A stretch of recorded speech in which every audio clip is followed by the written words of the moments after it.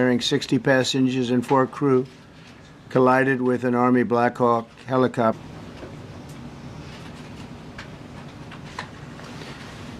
Thank you very much.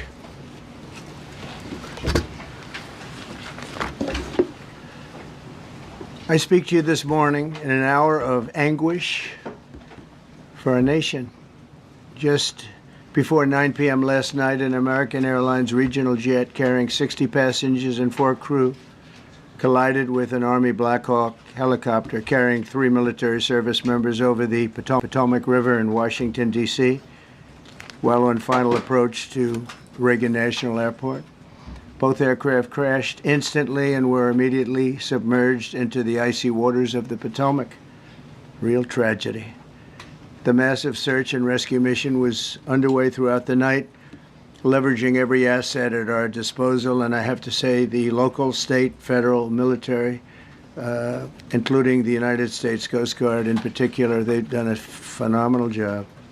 So quick, so fast, it was mobilized immediately. The work has now shifted to a recovery mission. Sadly, there are no survivors. This was a dark and excruciating night in our nation's capital and in our nation's history, and a tragedy of terrible proportions, as one precious soul that has been taken from us so suddenly.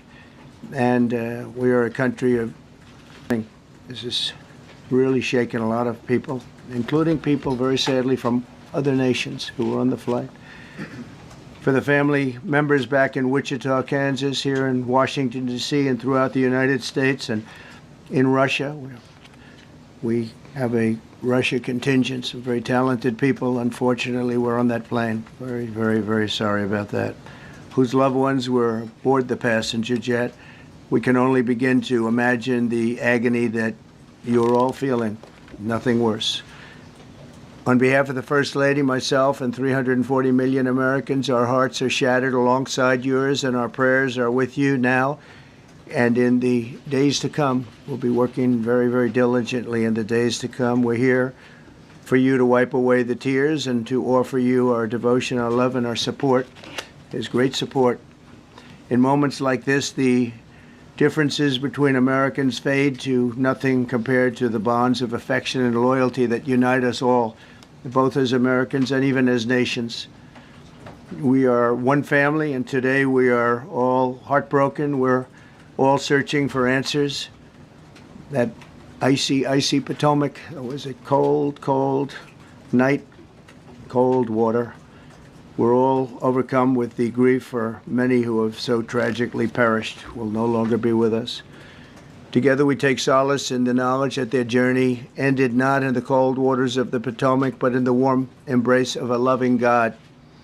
We do not know what led to this crash, but we have some very strong opinions and ideas, and I think we'll probably state those opinions now. Because over the years I've watched as things like this happen, and they say, well, we're always investigating, and then the investigation 3 years later, they announce it. We think we have some pretty good ideas. But we'll find out how this disaster occurred, and we'll ensure that nothing like this ever happens again. The FAA and the NTSB and the U.S. military will be carrying out a systematic and comprehensive investigation. Our new Secretary of Transportation, Sean Duffy, his second day on the job when that happened. It's a rough one. We'll be working tirelessly. He's a great gentleman. The whole group these are great people, and they are working tirelessly to figure out exactly what happened. We will state certain opinions, however. I'm also immediately appointing an acting commissioner to the FAA, Christopher Rocheleau, a 22-year veteran of the agency, highly respected. Christopher, thank you very much. Appreciate it. We must have only the highest standards for those who work in our aviation system. I changed the Obama standards from very mediocre at best to extraordinary. You remember that. Only the highest aptitude, they have to be the highest intellect and psychologically superior people were allowed to qualify for air traffic controllers. That was not so prior to getting there. When I arrived in 2016, I made that change very early on because I always felt this was a job that, and other jobs too, but this was a job that had to be superior intelligence, and we didn't really have that, and we had it. And then when I left office and Biden took over, he changed them back to lower than ever before. I put safety first. Obama, Biden, and the Democrats put policy first. And they put politics at a level that nobody's ever seen, because this was the lowest level. Their policy was horrible, and their politics was even worse. So as you know, last week, long before the crash, I signed an executive order restoring our highest standards for air traffic controllers and other important jobs throughout the country. So it was very interesting. About a week ago, almost upon entering office, I signed something last week that was an executive order, very powerful, on restoring the highest standards of air traffic controllers and others, by the way. Then my administration will set the highest possible bar for aviation safety. We have to have our smartest people. It doesn't matter what they look like, how they speak, who they are. It matters intellect, talent, the word talent. They have to be talented, naturally talented geniuses. You can't have regular people doing that job. They won't be able to do it. But we'll restore faith in American air travel. I'll have more to say about that. I do want to point out that various articles that appeared prior to my entering office, and here's one. The FAA's diversity push includes focus on hiring people with severe intellectual and psychiatric disabilities. That is amazing.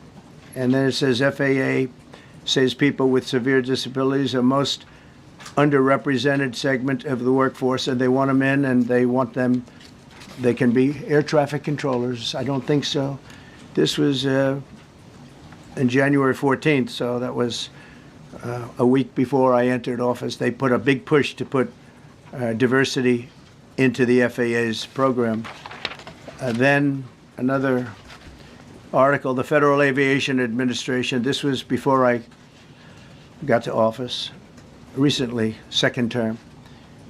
The FAA is actively recruiting workers who suffer severe intellectual disabilities, psychiatric problems, and other mental and physical conditions under a diversity and inclusion hiring initiative spelled out on the agency's website. Can you imagine? These are people that are, I mean, actually, their lives are shortened because of the stress that they have. Brilliant people have to be in those positions, and their lives are actually shortened, very substantially shortened, because of the stress, where you have many, many planes coming into one target, and you need a very special talent and a very special genius to be able to do it. Targeted disabilities are those disabilities that the federal government, as a matter of policy, has identified for special emphasis in recruitment and hiring.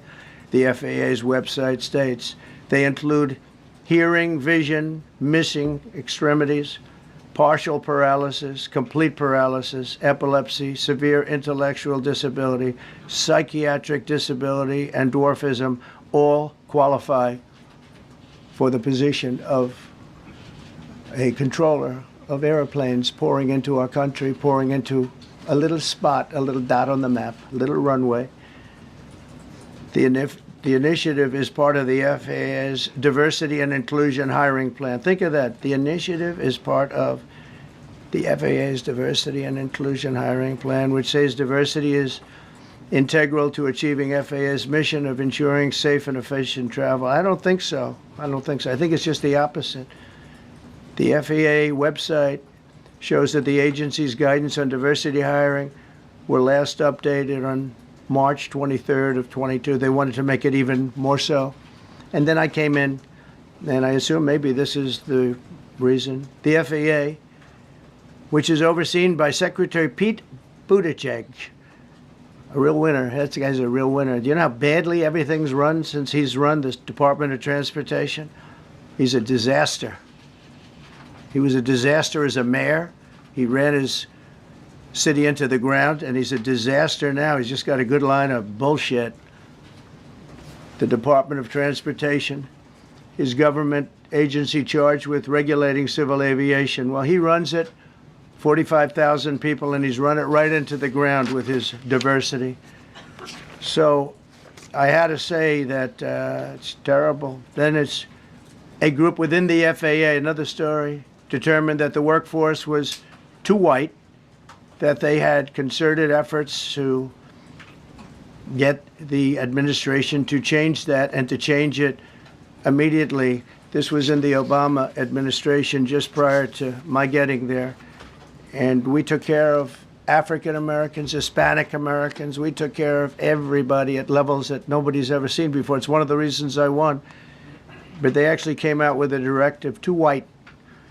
And we want the people that are competent. But now we mourn and we pray, and would like to ask all Americans to join me in a moment of silence as we ask God to watch over those who have lost their lives and bring comfort to the loved ones. And I just want to say God bless everyone in this room. This has been a terrible, very short period of time. We'll get to the bottom of it. So we all saw the same thing. We've seen it many times. I've had the honor of hearing tapes. Tapes are scary, very scary tapes. You had a airliner coming in, American Airlines. He was doing everything right. He was on track. He was the same track as everybody else. They came in. It's probably the same track as they've had for 25 years or more. He's coming in the path. And for some reason, he had a helicopter that was at the